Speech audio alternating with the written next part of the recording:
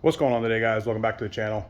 Today's episodes of Breakdowns with Brian, we are going to be breaking down how to change your rear diff fluid out. It's going to be basically for any truck. Today we're going to be working on my 2016 F150, and here are the tools that you're going to need. Pretty simple. You're just going to need a 3/8, or you can use a 1/4 inch. But your main thing is you're going to be using a 13 millimeter. You can use an impact like this, but you're not going to be able to get to all the bolts. That's why I have your smaller extended one. If you want to use a smaller one, your standard one rather than a longer one like this, that would be just fine as well. And you're going to be using any kind of flathead or anything that you think you can shove in there without really scraping or, most importantly, gouging it out. So let's get under the truck. So now since we're under the truck, there's a few important things to go over, and I'll try to hold this still as I can because the truck sits too low enough so I can't set the stand up. But on at least this vehicle, and probably most other ones, you're going to have some wires coming across, and some of the bolts here are going to be different than all of the other bolts. So here's one of them, and it's just your standard looking bolt. And then you're going to have these here. Now obviously this one's going to go in, and as you can see, I've taken them all out already. But what happens is this little piece here is just going to fit right on there. So you'll definitely want to make sure that these are off here. So they just pop right off. And depending on how many you have, this vehicle has 3 of them, and they are in different locations. I got 2 on the top and then one just off to the side. So what you're going to do is you're going to take all the bolts out, other than the one on the top. It really doesn't matter, but I like to do the one center. So what's going to happen is you're going to take your flathead, and just to show you, I have already done it. I wasn't really gonna make a video today because it's like 30 degrees out, but I figured I'd go ahead and do it anyway. Then you're gonna stick your screwdriver. Honestly, you could probably safest to put it above where the fill marker is here, just in case, because you're gonna replace the gasket and you're gonna put new sealant on it anyway. But I did it here just because I could get to it really easy. So you'll stick it in there, and then you'll give it just a little wobble and then a little turn, and then to the point where it's going to come out there. Now I've got it in this bucket because I recently did it probably 3 weeks ago, maybe a month ago, and I'm really just saying, making sure that there is the liquid that's still in there, making sure that none of it dripped out. But for that, you'll get, I've got, looks like 3 quarts, which is just about how much. I think mine took just a little bit less than 3 quarts. But now we're going to finish taking everything off. Now, since I may or may not reuse this, so I'm going to throw it out of the way real quick. Now, I will say that when I did it like a month ago, it did come out very cappuccino-like. So it was very thick, milky, kind of like brown cappuccino look, which is just fine. I mean, that's just normal wear and tear. And that was at 100,000 miles. So this one probably has maybe 2,000 miles on it. I drive quite often. It looks dark there, but it's really not that dark. It's a clear color, but when you put it in that much. So let's take this off, and when you do that, make sure you don't hit anything on the ground here, and then just make sure that you know which way that it's going to go in, because all the bolts aren't going to line up. It's going to want to go only this way, and if you look at it here, that's how you'll know. So I'm going to take it off, I'm going to take it into the shop, and we'll get going. As you can see here, we've got it out and on the table here. The thinnest one you could find is probably best, at least to start off with. You can try to put it in between here and the gasket that's still on here.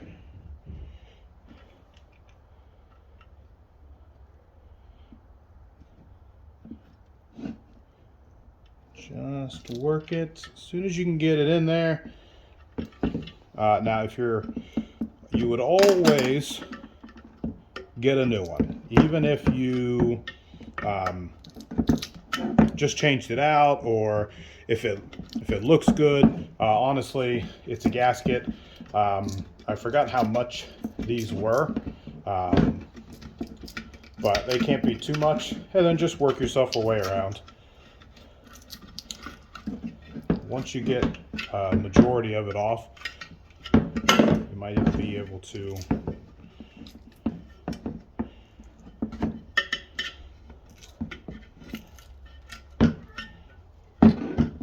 now I'll be using a different gasket, so it really doesn't matter.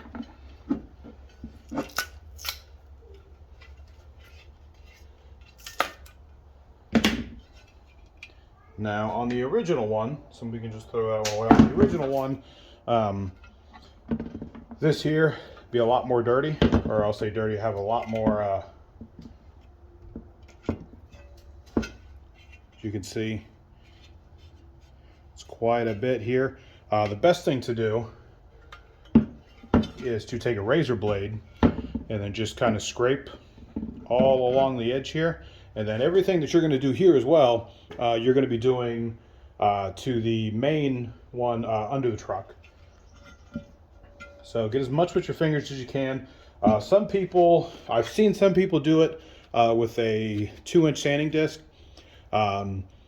Maybe if you had like a 200 grit, or maybe even a little more, but I wouldn't use this on this particular one.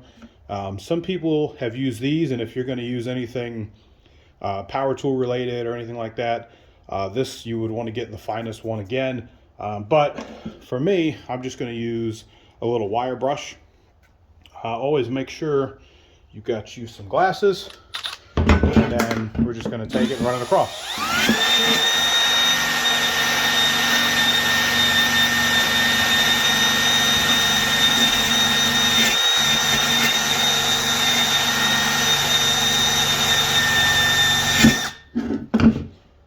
That, make sure you got some shop rags around. Here's the point in which we cleaned. And as you can see, for the most part, if it's picking it up, you can see that there's definitely some here, and there's still some that you can get off here, but I'll show you how to do it with the razor blade. Alright, with the razor blade here, you're going to put your thumb on the back, pinch it, and then just scrape it across, and then just do this. You can see, or not see, I don't know if it's picking it up, but if you can get a good mark, good flat spot, this is what you'll get, and you'll get the majority of it here. And then you're going to go all the way around, and I'm not going to videotape any of that. You're going to want to go on the top here as well, and anything that's coming out through the holes. And once I'm done with this, like I said, whatever you are going to do with this, you're going to make sure you want to do the exact same thing with the transfer case itself. And I'm not going to do any of that as well, since you're just taking all of this stuff off the silicone. Alright, we'll check this out. I'll throw a couple extra little things in there. So after you get this pretty clean, like I said, I just use this, round it off. It's pretty clean. There's maybe a couple spots I might just touch up, but you're definitely going to want to clean the inside of here. The best thing to do with it is get some brake cleaner and use about half a can. Make sure you get all the little holes here scraped out. Like I said, you don't want any foreign objects in here, because then they're going to get mixed in with all the gears in the rear diff. So you'll have this cleaned. I even, not this time, but I think the last time I did it, you can get you like a sanding block, and then just go along with it, or along the edge with it, and that works just as well. Just so you don't scratch anything up. The easiest thing to do and the quickest is, like I said, just get you a razor blade, and then just kind of work the edges along, and that's basically the easiest way to get the thick pieces. And then you'll use this or whatever you desire to clean up the edge. And like I said, whenever you do to here, you're going to want to do to under the truck. I'm not going to clean the end of the truck because that's just a waste of time. All right, now as far as the gasket itself, on my F-150, there's only one way that the gasket is going to go. If you put it on this way and you line up the top holes and the bottom holes, you can see that top one there doesn't line up. The opposite one doesn't line up. All of the other bolts will line up, but the top ones don't. But you flip it around, line everything up, everything is lined up good. Now for me and some other, I say most manufacturers, I've seen some other videos where people don't put sealant on it because the gasket is good enough. That's fine. If you want to do it that way, there's no issues with it. You can get, there's a bunch of these out there. There's some for like $5, and I think this one was maybe 15 or 16, and you got like $30 ones that are in the same tube. What I like to do is some of it's a little hard once it comes out, but get you a good amount on there. We'll see if we can bump it in a little more. And I like to do just a little circle around the bolts themselves.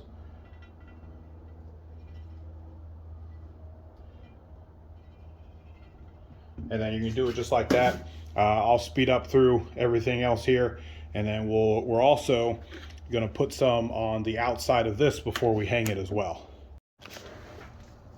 All right, so now that we have the underneath cleaned up, like I said, just like with the gasket itself, you're going to want to make sure that you don't get anything on the inside of this. What I did was you kind of finger, because there's like a little dip in the pan here, so you're going to finger out as much as you can. And then I like to put like a trash bag inside of it, covering everything. And then I go ahead and use my wire wheel all the way around. So with that, we'll go ahead and put it on. Now, just like when you take it out, you're going to want to make sure that you've got the one bolt. I'm going to use the one bolt at the top. Let's go ahead and get this out of the way. Now, once you get it on, you don't want to have to take it back off, because then you're going to ruin the sealing, or the sealant on there. So, I want to make sure that you've got it perfectly lined up. I'm going to actually do the side one here. So I've got one in on that side, and I've got it, as you can see, just lifted off a little bit, so it's not touching anything. And then I'm going to go ahead, I'm going to do this one here, just enough to get it in there.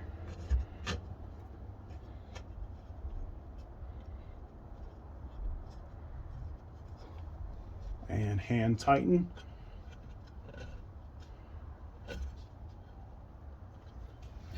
And then we'll hand tighten them all.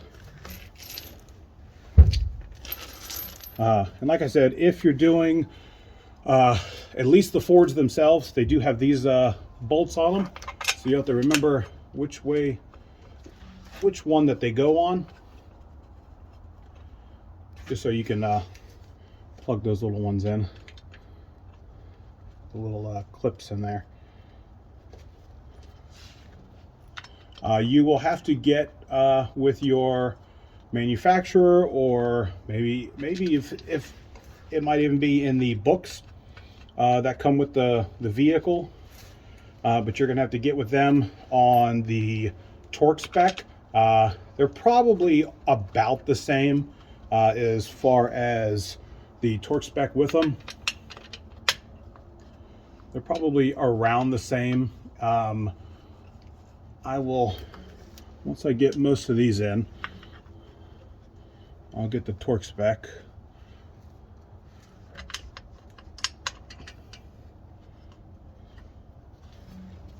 Now, these are going to be just like lug nuts.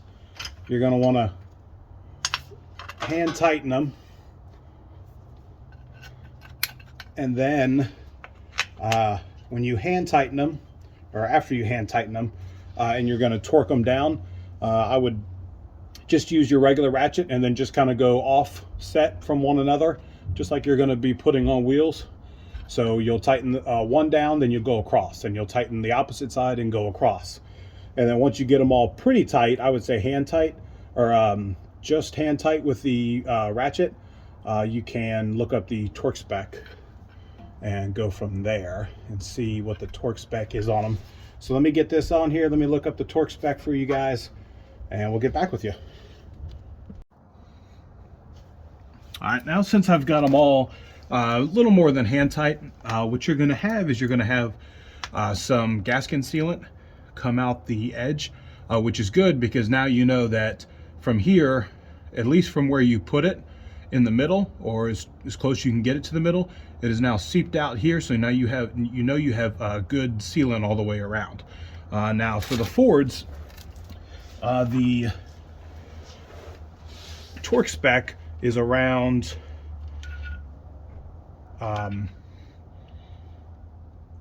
27, I think, to 30. So I've got mine set at 28. So just like when you put them all the way around, you're going to want to go one by one and torque them down just like that. And we'll do a couple of them. Now, if you don't have one, that's completely fine. I did see that a lot of them said that they would tighten them up with your ratchet, and then they would do quarter turn, which is what I did the last time I changed my rear diff out. So let me do this one, and then we'll go in the front, and then we'll get to filling. All right, so real quick for the fill up, before we get in there, I got this thing here from Harbor Freight, Pittsburgh, and it's just a transfer pump. It's going to, if I'm not mistaken, it's going to suck up in from the top and blow out the bottom, if I'm not mistaken. The hoses on there are pretty thick, so at least with my Ford, what I'm going to do is I'm going to try to heat this up a little bit and squish it down, because when you put it in there, you kind of have to jimmy it in there for it to be able to stay. Now, if you want, they're kind of a pain because it's nice and long, but the issue that I have with it is it always kind of wants to curl back. And if you are taking, we'll use this, and I'm going to use a little bit of this for it. If you are taking this and you're going to take the top off and shove this down in there, I've had it a few times, the last time I did it, where the whole bottle just fell over. So I would definitely put it in a bigger container, and I'll show you the bigger container once we get under the truck. All right, so since we're under the truck now, there is really just no room for a camera mount, at least. So we're going to go over this really quick. You're going to loosen up the bolt there, which is on the front side of the front side of the rear diff, and you're going to loosen it up. You're not going to need any tools other than your 3/8 adjustable, and that's just going to go in there, and then you're going to loosen it up, and then you are going to fill it with a some kind of transfer pump. As you can see, you have this piece right here, and that piece is going to prevent you from getting the bottle in from the top to squirt it in. Now, you'll know when it's full when it starts overflowing out of this hole here. You can put pipe tape on the inside of it here when you do pull that out. I don't think you'll really need to, but you can if you want to. I know they have some like red stuff that's on there from the factory. But like I said, once you fill it up, you'll know that it's full when it starts oozing out the top. So this is the fill plug and how you know that it's all the way full. But with that, like I said, I'm not going to do it because I'm actually going to replace the carrier bearing on the inside of here. I think there's a little bit of noise in there. so I'm gonna see about that. So I'm not gonna replace or put any more fluid in it, because it's just gonna leak out here once I take the bearing out. So with that, if you guys like the video, hit that like and subscribe. If you guys have any questions, comments, or concerns, go ahead and hit me up, and I'll get back with you as soon as I can. Till next time, guys.